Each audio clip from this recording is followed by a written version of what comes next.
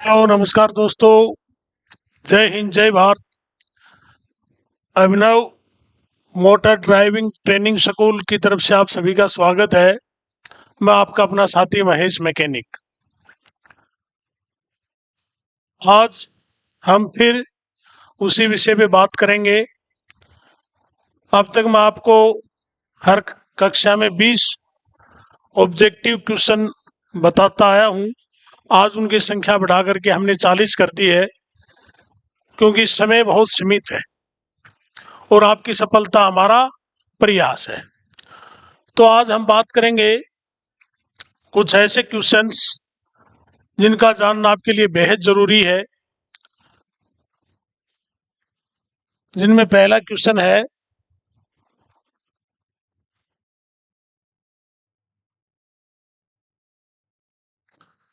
निम्न में से क्या प्राप्त किया जाता है हीट इंजन में ताप द्वारा गैसों को फैला करके।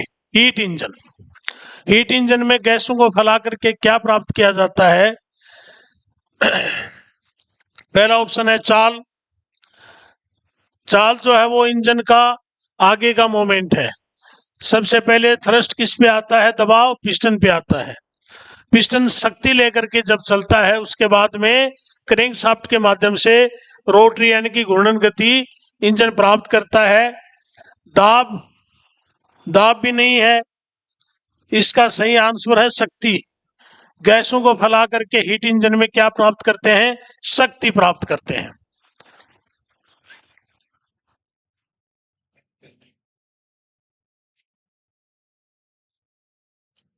अगला क्वेश्चन है,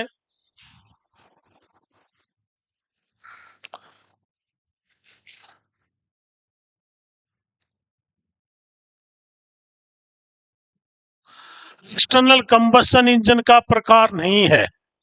एक्सटर्नल कंबशन इंजन का प्रकार नहीं है।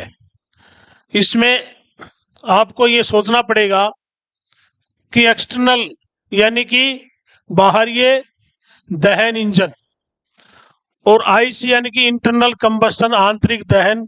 ये कह रहा एक्सटर्नल यानी कि बाहरी दहन इंजन का प्रकार नहीं है। स्टीम इंजन है वो बाहरी दहन इंजन है। टरबाइन है वो भी बाहरी दहन इंजन है। डीजल इंजन है वो इंटरनल दहन इंजन है। आईसी इंजन है आंतरिक दहन इंजन है। तो इसका सही आंसर है diesel engine. External combustion engine का प्रकार नहीं है, इसका सही आंसर है डीजल इंजन। डीजल इंजन किसका प्रकार है? आईसी इंजन का प्रकार है। और स्टीम इंजन, टरबाइन इंजन ये क्या है? एक्सटर्नल कंबशन इंजन के प्रकार हैं। चलो दोस्तों आगे चलते हैं अगले प्रश्न की तरफ। अगला क्वेश्चन है,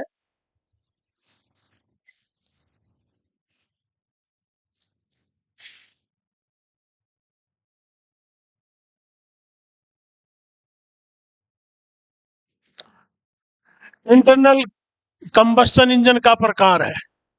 इससे जो पिछला क्वेश्चन था उसमें क्या पूछा था? एक्सटर्नल। और इसमें क्या पूछ रहा है? इंटरनल कंबस्टन इंजन का प्रकार है।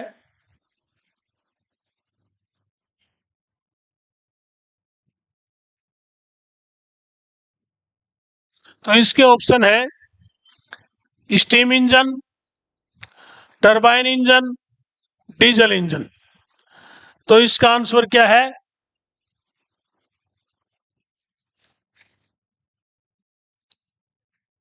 Diesel engine. डीजल इंजन जो है वो इंटरनल कंबस्टन, जिसमें दहन जो है वो सिलेंडर के अंदर किया जाता है।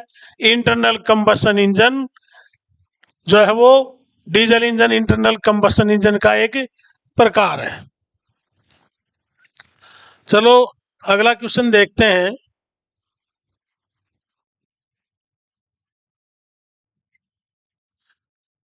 ईसी इंजन में ईंधन जलाने का स्थान कैसा होता है?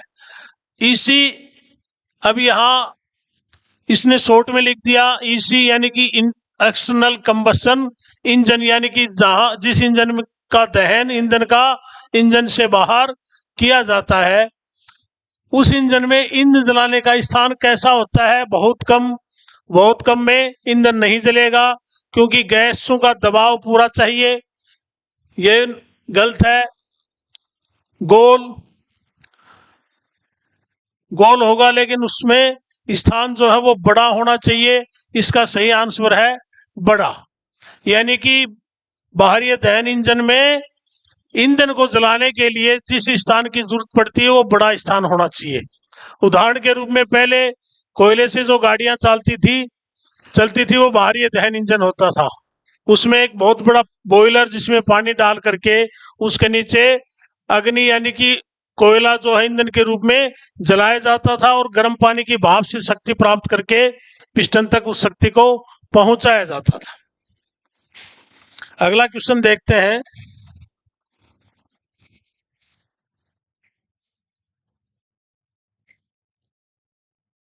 एलसी स्टार्ट होता है, इसमें थोड़ी सी लैंग्वेज में टेक्निकल प्रॉब्लम है। ये एलसी नहीं आईसी स्टार्ट होता है। इंटरनल कंबशन इंजन स्टार्ट होता है, स्टार्ट नहीं होता, बिल्कुल गलत है। होता है काफी देर से, ये भी गलत है। तुरंत या इनमें से कोई नहीं। तो इसका सही आंसर है इंटरनल कंबशन इंजन।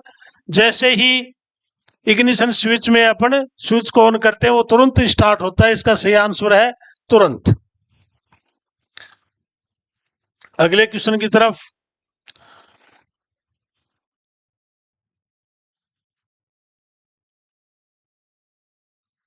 निम्न में से किस ईंधन का प्रयोग करके स्पार्क इग्निशन इंजन में किया जाता है? निम्न में से किस प्रकार के ईंधन का प्रयोग स्पार्क इग्निशन इंजन में किया जाता है? जिसके ऑप्शन है पेट्रोल किया जाता है, लेकिन ईंधन के रूप में उसके साथ में हवा को भी मिक्स किया जाता है। तो इसका सही आंसर है पेट्रोल एवं हवा का मिश्रण कार्बोरेटर के द्वारा कार्बोरेट करके सिलेंडर में पहुंचाया जाता है। तो इसका सही आंसर है पेट्रोल व हवा का मिश्रण। चलो अगले क्वेश्चन की तरफ।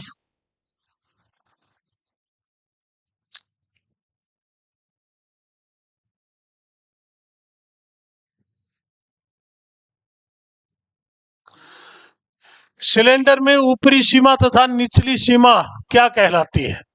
सिलेंडर में ऊपरी सीमा तथा निचली सीमा क्या कहलाती? बहुत बेसिक क्वेश्चन है। ऊपरी सीमा यानी कि टीडीसी टॉप डेड सेंटर, और निचली सीमा बॉटम यानी कि तल, जिसके नीचे नहीं जा सकता वो बॉटम डेड सेंटर, जिसको टीडीसी तथा बीडीसी कहते हैं। इसका सही आंसर है से टीडीसी तथा बीडीसी, बॉटम डेड सेंटर एवं टॉप डेड सेंटर। बहुत आसान क्वेश्चन है। अगला क्वेश्चन है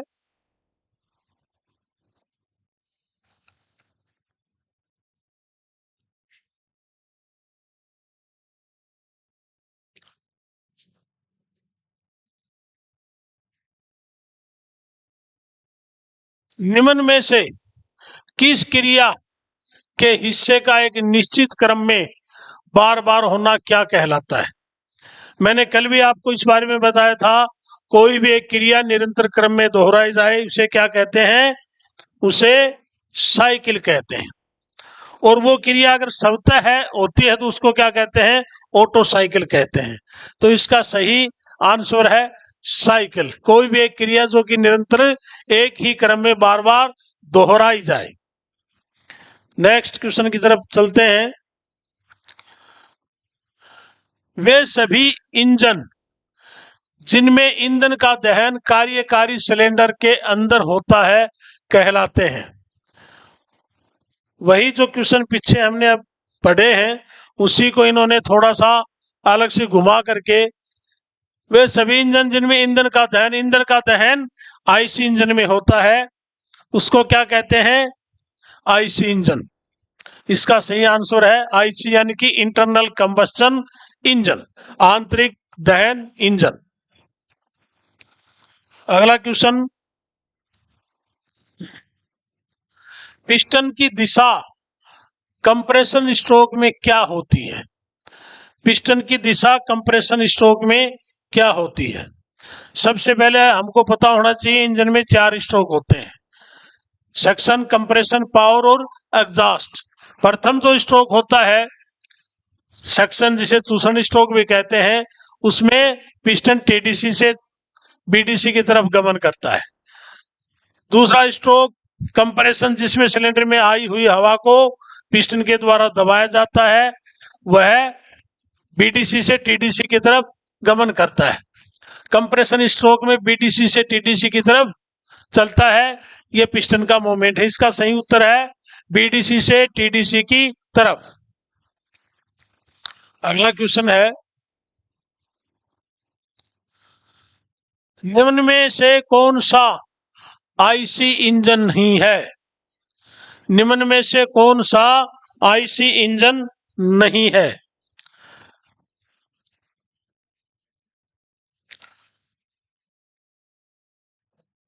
gas engine, alcohol engine, paraffin engine, गर्म वायु इंजन। गैस इंजन जो है वो आईसी इंजन नहीं है। इसका सही आंसर है गैस इंजन। अगला प्रश्न देखते हैं, गैस के फैलने पर पिस्टन की दिशा होती है। गैस के फैलने पर पिस्टन की दिशा होती है टीडीसी से बीडीसी की तरफ, बीडीसी से टीडीसी की तरफ, ऊपर की तरफ, या वह दोनों।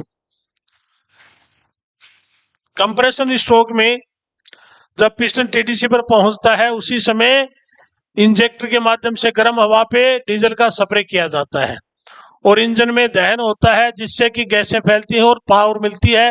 वो पावर लेकर के पिस्टन बीडीसी से टीडीसी, टीडीसी से बीडीसी की तरफ दोबारा गमन करता है। वो स्ट्रोक कहलाता है पावर या फायरिंग स्ट्रोक। Firing stroke. तो इसका सही आंसर क्या है? टीडीसी से बीडीसी की तरफ। अगला क्वेश्चन देखते हैं,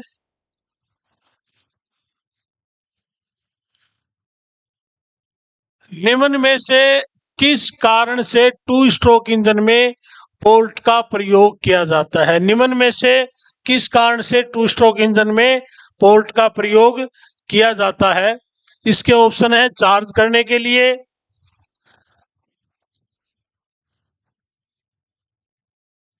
जो कि गलत है, पावर स्ट्रोक के लिए, यह भी गलत है, पावर स्ट्रोक पिस्टन के माध्यम से प्राप्त करते हैं, ताजा ईंधन आने व जली गैसों को बाहर निकालने के लिए। इसका सही आंसर है फ्रेश चार्ज प्राप्त करने के लिए और जली हुई एग्जॉस्ट गैसों को इंजन से बाहर निकालने के लिए पोर्ट का प्रयोग किया जाता है। यही कार्य 4 स्ट्रोक इंजन में वाल्व के माध्यम से किया जाता है और 2 स्ट्रोक इंजन में पोर्ट के माध्यम से किया जाता है। इसका सही आंसर है ताजा ईंधन आने व जली गैसों को बाहर निकालने के लिए। अगला क्वेश्चन देखते हैं, सिलेंडर में पिस्टन के अधिकतम बिंदु को क्या कहते हैं? अधिकतम बिंदु को क्या कहते हैं? अधिकतम बिंदु कौन सा होता है जिससे ऊपर नहीं जा सकता पिस्टन? वो क्या है? टीडीसी है, टॉप डेड सेंटर है। इसी क्वेश्चन में अगर ये पूछे कि पिस्टन का निम्न तल, तो क्या होगा? बीडीसी होगा। और अंतिम सिरा क्या है? टीडीसी। अगला क्वेश्चन देखते हैं, निम्न में से कौन सा बाहरी दहन इंजन नहीं है?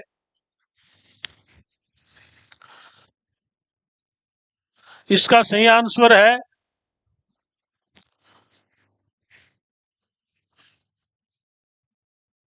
भाप इंजन है, ये बाहरी दहन है। भाप टरबाइन इंजन है, ये भी बाहरी दहन है। अल्कोहल इंजन, अल्कोहल इंजन है वो इंटरनल कंबस्टन की श्रेणी में आता है। इसका सही आंसर है स, अल्कोहल इंजन। नेक्स्ट क्वेश्चन देखते हैं, समय से पहले किसी वाल्व का खुलना क्या कहलाता है? समय से पहले किसी वाल्व का खुलना क्या कहलाता है? समय से पहले किसी वाल्व का खुलना वाल्व लीड कहलाता है। और किसी वाल्व का समय के बाद में खुलना क्या कहलाता है? Valve leg. और समय से पहले खुलना वाल्व लीड। इसका सही आंसर है वाल्व लीड। नेक्स्ट क्वेश्चन की तरफ चलते हैं। आईसी इंजन यानी कि इंटरनल कंबस्शन इंजन भाप इंजन की तुलना में लाभप्रद है क्योंकि इसके ऑप्शन है ओवरऑल दक्षता अधिक होती है, यांत्रिक रूप से सरल होने के कारण ठंडी अवस्था में भी स्टार्ट किए जा सकते हैं, वे अधिक संघन होते हैं, या इनमें से कोई नहीं। ओवरऑल दक्षता इनकी जो एक्सटर्नल कंबस्शन इंजन होती है उससे अधिक होती है। इसका आंसर है ओवरऑल दक्षता अधिक होती है, यानी कि ओवरऑल हर प्रकार के कार्य में ये निपुण है बजाय एक्सटर्नल इंजन के। अगला क्वेश्चन देखते हैं। निम्न में से डीजल इंजन का कंप्रेशन प्रेशर है। निम्न में से डीजल इंजन का कंप्रेशन प्रेशर है 350 से 550 पाउंड प्रति वर्ग इंच, 250 से 500 पाउंड प्रति वर्ग इंच, 100 से 200 पाउंड प्रति वर्ग इंच, या इनमें से कोई नहीं। इसका सही आंसर है 350 से 550 पाउंड प्रति वर्ग इंच डीजल इंजन का कंप्रेशन प्रेशर होता है। अगले क्वेश्चन की तरफ चलते हैं। निम्न में से किस डिग्री सेंटीग्रेड पर तापमान पर डीजल ऑयल जल जाता है? डीजल ऑयल कौन सा टेम्परेचर है जिसमें वह जलने लगता है, जिसको क्या बोलते हैं? Fire point. इसका 300 से 350 डिग्री, 150 से 200, 100 से 150, 500 से 1000। इसका सही आंसर है 300 से 350 डिग्री सेंटीग्रेड तापमान पर इंजन ऑयल है वो जलने लग जाता है। अगले क्वेश्चन की तरफ चलते हैं। डीजल इंजन में कंप्रेशन के बाद कंबस्शन चेंबर का तापमान सेंटीग्रेड में कितना होता है? कंप्रेशन जब डीजल इंजन में होता है उसके बाद में कंबस्शन चेंबर का तापमान कितना होता है? 600 से 800, 200 से 500, 1000 से 5000 और 100 से 250। इसका सही आंसर है 600 से 800। जब फ्यूल जलाया जाता है कंबस्शन चेंबर का तापमान। अगला क्वेश्चन देखते हैं। पेट्रोल इंजन में ईंधन किसके द्वारा प्रज्वलित किया जाता है? पेट्रोल इंजन में ईंधन को किसके माध्यम से जलाया जाता है? बहुत आसान सा सवाल है, स्पार्क प्लग के माध्यम से। स्पार्क प्लग की चिंगारी जो है वो हवा और पेट्रोल के मिश्रण को दी जाती है, जिससे वो प्रज्वलित हो जाता है या जल जाता है। अगला प्रश्न है, डीजल इंजन में ईंधन का दहन इसके द्वारा इग्नाइट किया जाता है। डीजल इंजन में ईंधन का दहन इसके द्वारा इग्नाइट किया जाता है, स्पार्क के द्वारा गलत है।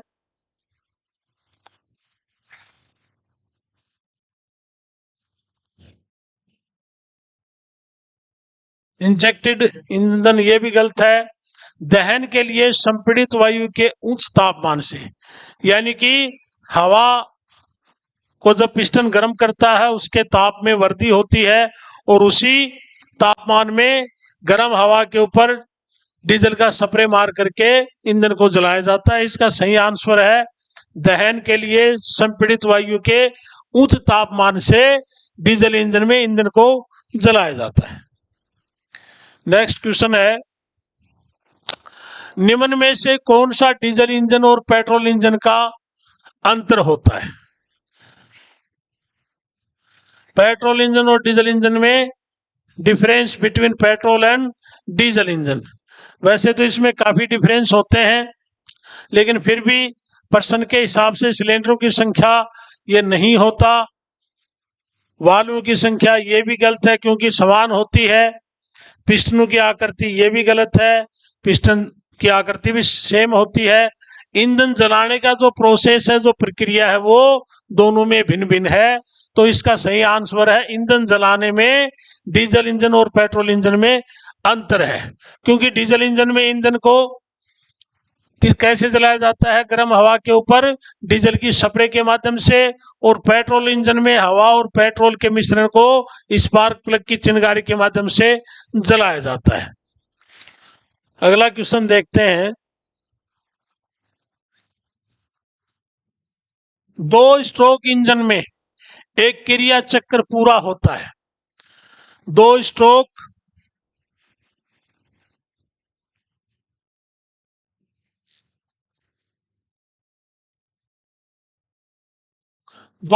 इंजन में एक क्रिया चक्र पूरा होता है। पिस्टन के 4 स्ट्रोक अथवा क्रैंक की 2 परिक्रमा, पिस्टन के 2 स्ट्रोक अथवा क्रैंक की 1 परिक्रमा, पिस्टन के 2 स्ट्रोक अथवा क्रैंक की 2 परिक्रमा, और पिस्टन के 1 स्ट्रोक अथवा क्रैंक की 2 परिक्रमा। इसका सही आंसर है पिस्टन के 2 स्ट्रोक और क्रैंक की 1 प्रक्रिया में 2 स्ट्रोक इंजन में दोनों 4 स्ट्रोक पूरे हो जाते हैं। 4 स्ट्रोक इंजन में क्रैंक शाफ्ट के 2 चक्कर, कैम शाफ्ट का 1 चक्कर, उसमें 4 स्ट्रोक पूरे होते हैं। लेकिन 2 स्ट्रोक इंजन में पिस्टन जब टीडीसी से बीडीसी की तरफ चलता है तो 2 स्ट्रोक यानी कि कंप्रेशन और कंप्रेशन कंप्लीट हो जाते हैं, और जब वो वापस चलता है तो उसमें पावर और एग्जॉस्ट दोनों कंबाइंड हो जाते हैं। तो इसका सही आंसर है पिस्टन के 2 स्ट्रोक अथवा क्रैंक की 1 परिक्रमा में 2 स्ट्रोक इंजन में क्रिया चक्र यानी कि साइकिल है वो पूरी होती है। इसका सही आंसर है ब। आगे चलते हैं। इनलेट वाल्व निम्न में से कहां पर खुलता है? बीडीसी पर, एमडीसी पर, टीडीसी पर और डीडीसी पर। इनलेट वाल्व कहां खुलता है? टीडीसी पर खुलता है, क्योंकि सर्वप्रथम पिस्टन है वो टीडीसी से गमन करता है। इनलेट वाल्व खुला होता है, एग्जॉस्ट वाल्व बंद होता है। इनलेट वाल्व के माध्यम से इंजन में शुद्ध हवा का प्रवेश कराया जाता है। अगला प्रश्न है, निम्न में से किस वाल्व का प्रयोग मिश्रण को अंदर लाने में किया जाता है? निम्न में से किस वाल्व का प्रयोग ईंधन को अंदर लाने में किया जाता है? तो वो कार्य कौन करता है? वो कार्य इनलेट वाल्व करता है। इनलेट वाल्व के माध्यम से पेट्रोल इंजन में सिलेंडर में हवा और डीजल इंजन में पेट्रोल इंजन में हवा और पेट्रोल का मिश्रण इनलेट वाल्व के माध्यम से सिलेंडर में पहुंचता है। तो इसका सही आंसर है इनलेट वाल्व। अगला प्रश्न, पिस्टन का व्यास सिलेंडर के व्यास से अधिक होता है, बराबर होता है, कम होता है, या इनमें से कोई नहीं? पिस्टन का व्यास सिलेंडर के व्यास से कम होता है, क्योंकि उसे सिलेंडर के अंदर चलना होता है, उसमें क्लीयरेंस रखा जाता है, उसका थोड़ा व्यास सिलेंडर व्यास से कम होता है। इसका सही आंसर है कम। अगला प्रश्न, 4 स्ट्रोक इंजन में एक क्रिया चक्र पूरा होता है। 4 स्ट्रोक इंजन में एक क्रिया चक्र पूरा होता है।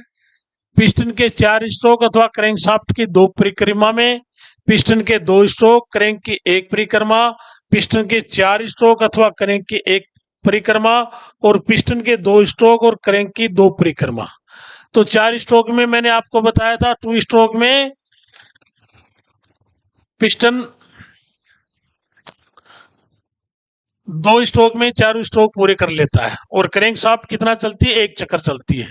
लेकिन 4 स्ट्रोक में पिस्टन के 4 स्ट्रोक और क्रैंक शाफ्ट की 2 परिक्रमा में एक साइकिल जो है वो पूरी होती है।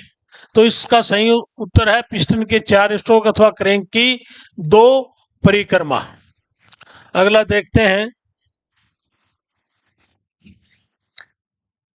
किस इंजन में फ्यूल का दहन सिलेंडर के अंदर होता है? वही प्रश्न जो शुरुआत में जिस पे हमने चर्चा की थी, उसी चीज को दोबारा थोड़ा सा आपसे घुमा करके पूछ रहा है कि किस इंजन में फ्यूल का दहन सिलेंडर के अंदर होता है। बाहरी दहन इंजन, इसमें सिलेंडर के बाहर होता है। इसका सही आंसर है अंतर्दहन इंजन। इंटरनल कंबस्शन इंजन में ईंधन को सिलेंडर के अंदर जलाया जाता है। अगला क्वेश्चन देखते हैं, किस इंजन में सिंगल एक्टिव और डबल एक्टिव दोनों होते हैं? किस इंजन में सिंगल एक्टिव और डबल एक्टिव दोनों होते हैं? इसका सही आंसर है अंतर्दहन इंजन। इसमें नहीं होता। बाहरी दहन इंजन, बाहरी दहन इंजन में सिंगल व डबल दोनों एक्टिंग होते हैं। इसका सही आंसर है बाहरी दहन इंजन, एक्सटर्नल कंबस्शन इंजन। अगला क्वेश्चन है, किस इंजन की पावर कम होती है? किस इंजन की पावर कम होती है? अंतर्दहन इंजन, बाहरी दहन इंजन, ए व ब, इनमें से कोई नहीं। तो इसका दोस्तों सही आंसर है इंटरनल कंबस्शन इंजन में बाहरी दहन इंजन के बजाय पावर कम होती है। ए इसका सही आंसर है। अगले क्वेश्चन की तरफ,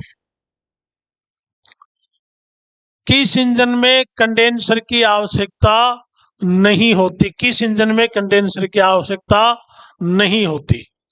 इंटरनल कंबस्शन इंजन में किसी प्रकार के कंडेंसर की कोई आवश्यकता नहीं होती। इसका सही उत्तर है अंतर्दहन इंजन।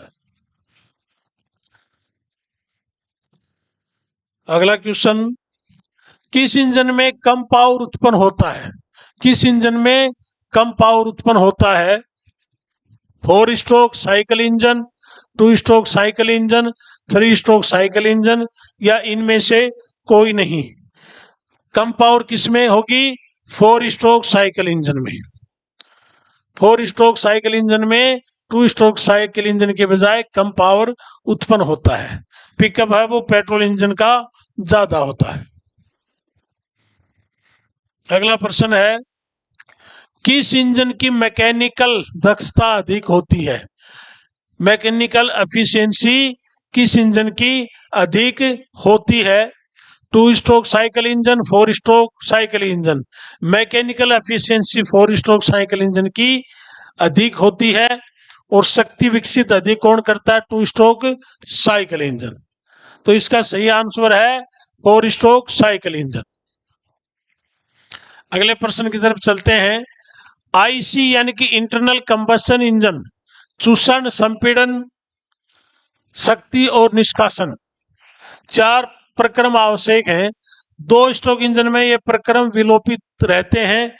चूषण तथा निकास, चूषण तथा संपीड़न, चूषण तथा शक्ति, इनमें से कोई नहीं। ये दोनों 2 स्ट्रोक इंजन में चूषण और कंप्रेशन, ये दोनों स्ट्रोक एक साथ पूरे होते हैं। तो इसका सही आंसर है चूषण तथा संपीड़न। और दूसरे स्ट्रोक में पावर और एग्जॉस्ट, ये दोनों होते हैं। इसको अपवार्ड और डाउनवार्ड स्ट्रोक भी कहते हैं। अगला प्रश्न है, 4 स्ट्रोक इंजन में शक्ति उत्पन्न की जाती है। क्रैंक की एक परिक्रमा में 1 बार, क्रैंक की 2 परिक्रमा में 2 बार, पिस्टन के प्रत्येक स्ट्रोक में 1 बार, क्रैंक की 4 परिक्रमा में 1 बार। इसका सही उत्तर है क्रैंक की 2 परिक्रमा में 1 बार। क्रैंक की 2 परिक्रमा में 1 बार शक्ति उत्पन्न होती है 4 स्ट्रोक इंजन में।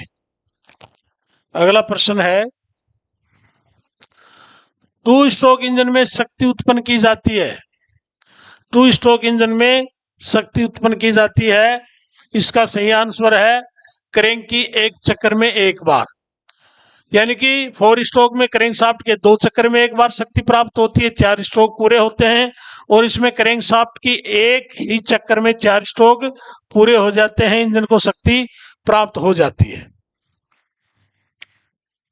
अगला क्वेश्चन है, पेट्रोल इंजन में संपीड़न अनुपात सामान्यतः रखा जाता है। पेट्रोल इंजन में कंप्रेशन रेशो कितना होता है? पेट्रोल इंजन में 2 से 4 के बीच, गलत है। 10 से 15 के बीच, ये भी गलत है। 10 से 22 ये डीजल इंजन में होता है। 5 से 10 के बीच में कंप्रेशन रेशो, इसका संपीड़न अनुपात रखा जाता है। अगला क्वेश्चन है, compression ratio clearance volume. Compression ratio total volume, swept volume, व दोनों, इनमें से कोई नहीं। टोटल वॉल्यूम जो है वो कंप्रेशन रेशो कहलाता है। टोटल वैल्यू, इसका सही आंसर है टोटल वैल्यू। अगले क्वेश्चन की तरफ चलते हैं। निम्न में से कौन से वॉल्यूम पिस्टन के टीडीसी से बीडीसी के बीच सक्शन या चूसित गैस के वॉल्यूम के बराबर होता है? इसको बोलते हैं स्वेप्ट वॉल्यूम। इसका सही आंसर है स्वेप्ट वॉल्यूम। ये 40 क्वेश्चन आज आपको मैंने करवाए हैं, आशा है आपको पसंद आएंगे। Comment box